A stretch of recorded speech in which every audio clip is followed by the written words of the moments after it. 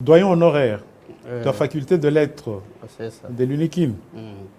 Mais est-ce que, professeur, la faculté de lettres a vraiment sa raison d'être dans une société dominée par le gain immédiat, le profit, l'utilité? Les gens sont plus préoccupés par le gain immédiat que par les lettres, par exemple.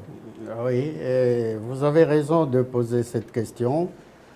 Et dans un monde où tout le monde cherche à obtenir le plus de biens matériels possible, oui, on choisit plutôt à l'université d'aller faire ces sciences-là qui procurent l'argent, le matériel le plus rapidement possible. Mais malheureusement, dans aucun pays du monde, vous ne verrez un pays sérieux où vous verrez une faculté des lettres.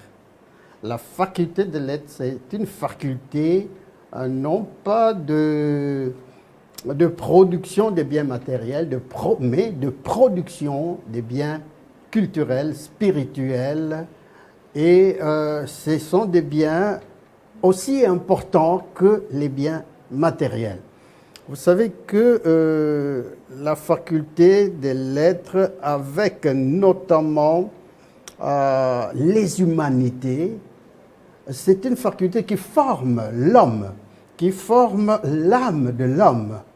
Un être humain véritable ne peut être tel dans une société que si il porte en lui les valeurs, et les valeurs morales sont essentiellement enseignées, sont essentiellement transmises à travers les productions des biens culturels qui sont faits, qui sont les résultats des recherches justement à la faculté des lettres.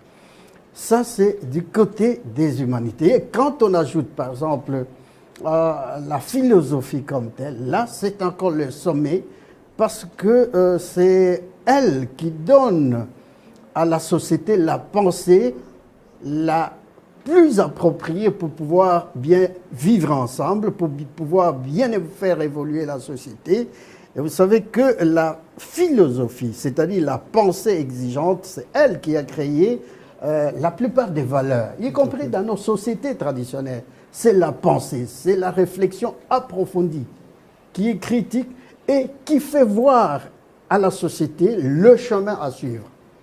Et donc la faculté des lettres, c'est une faculté importante. Et quand pour le moment, on s'avise de pouvoir faire la philosophie d'une manière que j'appelle personnellement inflexionnelle, c'est-à-dire si on met en avant une philosophie appliquée essentiellement dans le cadre de l'éthique, eh bien, on voit directement que la philosophie est très importante parce qu'elle sera appliquée et à la médecine, et à la politique, et à l'économique, et à l'écologique, etc.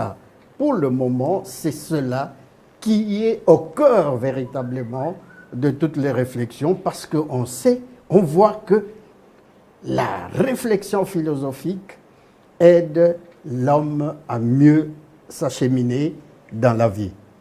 Autrement, c'est des dérapages éternels. Oui.